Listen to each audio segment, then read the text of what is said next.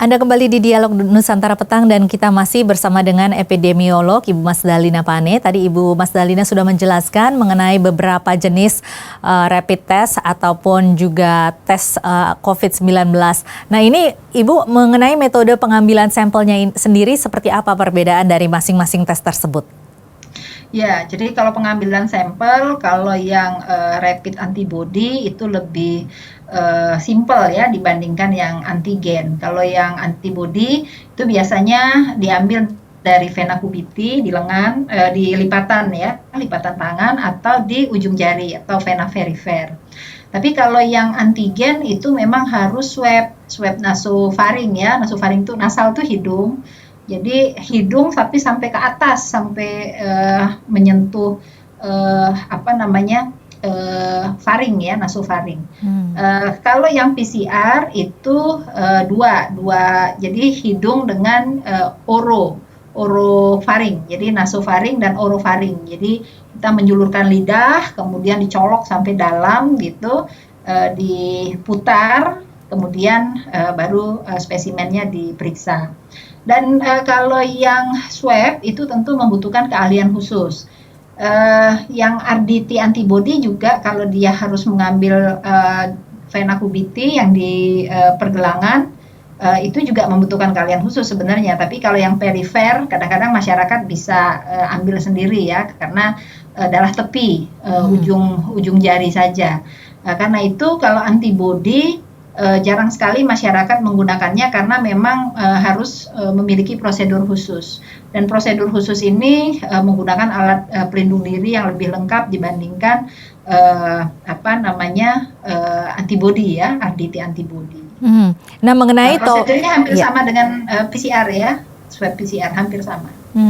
Nah, mengenai topik kita hari ini, apakah tepat rapid tes antigen ini yang diberlakukan untuk para masyarakat yang ingin melakukan perjalanan keluar? Kenapa tidak sekalian dengan melakukan tes PCR saja?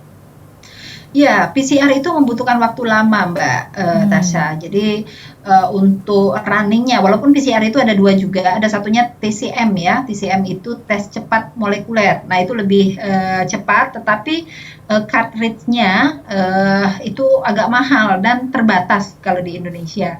Sementara kalau PCR sendiri, kadang-kadang hari ini kita periksa, besok baru selesai hasilnya. Sehingga kalau dilakukan survei misalnya, pemerintah kan memang salah satu tugasnya juga melakukan survei serologi ya kepada mereka-mereka yang ada di kerumunan, yang ada di transportasi publik. Nah itu kan membutuhkan waktu yang cepat, harus cepat. Jadi kalau di PCR besoknya baru ketahuan hasilnya. Ya setidaknya sekitar 6 jam lah kalau PCR itu, mulai dari persiapan, preparation sampai running. Nah runningnya sendiri mungkin sebentar 30-45 menit, tapi mempersiapkan spesimennya yang lama kalau PCR. Oke, tadi Ibu mengatakan sebenarnya ada beberapa produk baik rapid test antigen, rapid test antibody, kemudian juga PCR. Ini sebenarnya banyak sekali produknya. Nah, untuk produk yang untuk antigen sendiri, apakah saat ini pemerintah hanya memberlakukan satu jenis produk ataukah ada beberapa produk? Ya kalau PCR itu tergantung mesinnya ya, ada beberapa jenis mesin dengan primer yang tertentu, tetapi itu sudah distandarkan oleh pemerintah. Jadi pemerintah hanya mempersiapkan regen dan spesimen untuk regen atau primer untuk mesin-mesin tertentu, dan itu sudah distandarkan di seluruh Indonesia. Tetapi kalau yang antigen ini ada puluhan merek untuk antigen ini yang kemudian masyarakat juga harus, bukan masyarakat ya, layanan kesehatan juga harus hati-hati memilih alat ya untuk RDT-nya ya, rapid diagnostic tesnya yang digunakan yang tentu memiliki akurasi yang tinggi. Sepertinya teman-teman di Badan Litbang sudah melakukan penelitian tentang itu, dan saya yakin itu surat sudah disebarkan ke layanan kesehatan untuk memilih rapid antigen yang memiliki akurasi yang tinggi. Tapi untuk layanan kesehatan, kalau yang di tempat-tempat umum nih, yang saya nggak terlalu mengerti mekanismenya. Dan seharusnya memang pemerintah melakukan pengawasan terhadap praktek-praktek pemeriksaan RDT antigen di berbagai tempat gitu. Karena akurasinya berbeda-beda begitu ya Bu ya. Nah saat ini berarti tidak ada ketentuan untuk menggunakan produk rapid test antigen manapun juga, yang penting mengeluarkan atau memberikan hasilnya saja. Iya, karena serba salah juga ya Mbak Tasya. Kalau pemerintah condong kepada merek tertentu kan nanti dikira mempromosikan merek tertentu gitu ya. Betul. Jadi penelitian itu juga teman-teman sifatnya blind, jadi tidak secara khusus ini harus pakai merek ini, itu juga sebenarnya melanggar etika untuk pemerintah untuk condong pada merek tertentu. Tapi biasanya pabrikan juga mengeluarkan rilis tentang akurasi. Jadi publikasi-publikasi yang mereka lakukan terkait akurasi dari alat tes mereka itu juga wajib dibaca oleh para klinisi yang akan melakukan pemeriksaan RDT antigen tersebut. Ini hasilnya kan berlaku selama 2 minggu begitu ya Bu. Nah ketika nanti para pelancong begitu atau wisatawan berkunjung ke keluar kota atau ke kota lain, kemudian masuk kembali ke Jakarta, ini surat itu masih bisa masih berlaku ataukah harus melakukan kembali rapid test antigen di kota asal ia berkunjung tersebut? Iya, ini kebijakan kita beda-beda ini ya. Untuk 6 provinsi saja, kalau menurut saya itu beda-beda. Seperti misalnya Jakarta mewajibkan kita melakukan swab antigen maksimal 2 hari sebelum keberangkatan, begitu ya. Maksimal itu, artinya kalau hari itu boleh, kemarin atau kemarinnya lagi itu boleh. Tetapi berlakunya 14 hari. Nah itu kan juga bingung kita ya. Kalau di beberapa negara swab nih, misalnya swab PCR dari Indonesia misalnya ke Arab Saudi, dari Indonesia mereka sudah swab kemudian hasilnya negatif, lalu sampai di Arab Saudi mereka diswab kembali karena memang swab untuk menentukan seseorang itu benar-benar negatif kan harusnya 2 kali begitu ya. Nah ini yang kita sebenarnya mempertanyakan efektivitasnya.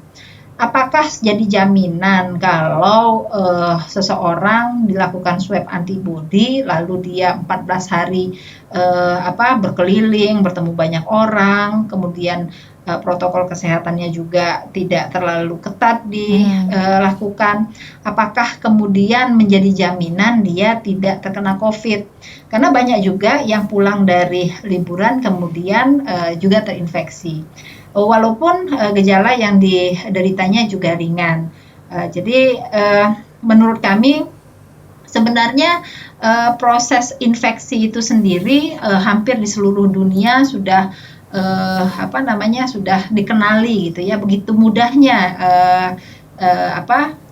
kita terinfeksi COVID-19 kalau tidak melaksanakan protokol kesehatan. Tapi kalau kita laksanakan seperti saya 10 bulan terakhir pergi ke banyak daerah hampir setiap minggu, tentu dengan protokol yang ketat. Sampai hari ini saya 2 kali, kemarin PCR, hari ini swab antigen, alhamdulillah masih negatif gitu. Jadi menurut pandangan saya protokol kesehatan yang harus kita lakukan dengan kuat, bukan antigennya sebenarnya. Antigen itu hanya semacam screening bagi kita, dan tapi itu tidak jadi jaminan bahwa setelah kita reaktif lalu 2 minggu ke depan kita tidak akan terkena gitu. Karena proses infeksi itu bisa terjadi hari ini. Iya. Kasus konfirmasi ya terinfeksi. Iya, jadi kalau untuk di Jakarta sendiri setelah ketika kita melakukan tes rapid antigen ini 3 hari seperti sebelum kita berangkat itu sudah tidak berlaku ya Bu? Iya, harus tetapi setelah swab kok berlakunya 14 hari gitu. Iya. Itu sebenarnya menurut pandangan kami kontroversi jadinya ya. Mestinya kalau ini ya setiap 3 hari ya, balik lagi ya harus swab lagi begitu. Iya, jadi kan orang juga bisa mengatakan bahwa ini kan masih berlaku, artinya saya tidak reaktif, kemudian juga tidak positif, jadi seharusnya masih bisa berangkat seperti itu. Nah, Iya.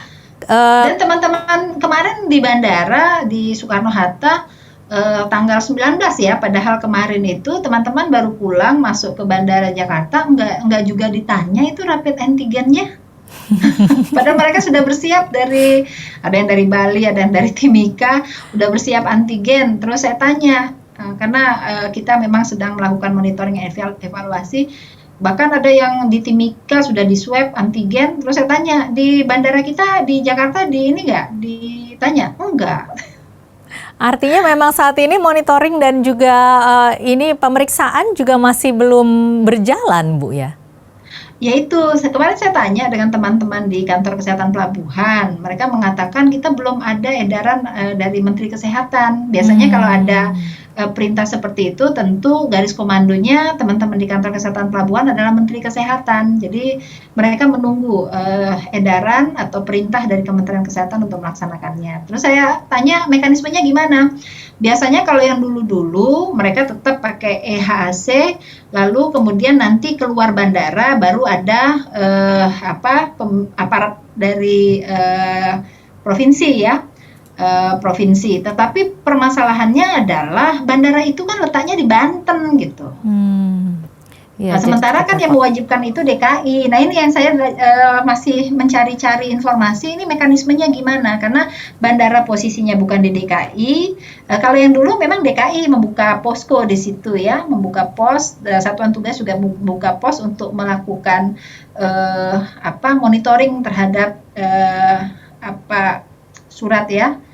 Surat bebas, bukan surat bebas COVID ya, RDT antigen. Yeah. Tapi 2-3 hari ini belum ada itu. Padahal itu kan hanya berlaku sampai 8 Januari ya. Iya, betul. Dan terakhir ini Ibu Mas Dalina, ini pun sebenarnya rapid antigen ini kan cukup mahal harganya. Antara 300 sampai 600 ribu kalau saya tidak salah ya. Nah ini tentunya tidak semua masyarakat mampu untuk mengeluarkan biaya sebanyak itu. Nah apa solusinya bagi masyarakat yang ingin bepergian?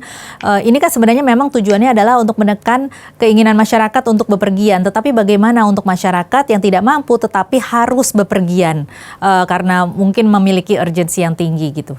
Iya, jadi Kementerian Kesehatan, Menteri Kesehatan sebenarnya sudah mengeluarkan edaran bahwa batas paling tinggi untuk swab antigen itu 250.000 di Jawa dan 275.000 di luar Jawa. Sudah edarannya sudah ada dan sudah sudah di-share ke banyak tempat kalau menurut saya, karena kita dapatnya juga sudah dari minggu lalu. Ya, itu pun sebenarnya masih cukup tinggi bagi sebagian masyarakat. Ya, kan? Ya. Jadi kalau memang sangat urgent sekali gitu, saya kira bisa mengikuti prosedur yang ada di puskesmas ya. Jadi mengikuti, ada surat keterangan dari Pak Lurah, memang mereka tidak memiliki kemampuan untuk melakukan tes antigen dan memang harus pergi ke daerah tersebut, misalnya ada keluarga yang terkena musibah atau apa. Tapi kalau alasannya tidak jelas juga, kalau menurut saya pemerintah tidak akan memberikan bantuan itu gitu. Baik Ibu Mas Dalina, terima kasih sudah bergabung bersama kami di Dialog Nusantara Petang. Pemirsa, itulah tadi penjelasan dari Mas Dalina Pane, epidemiolog.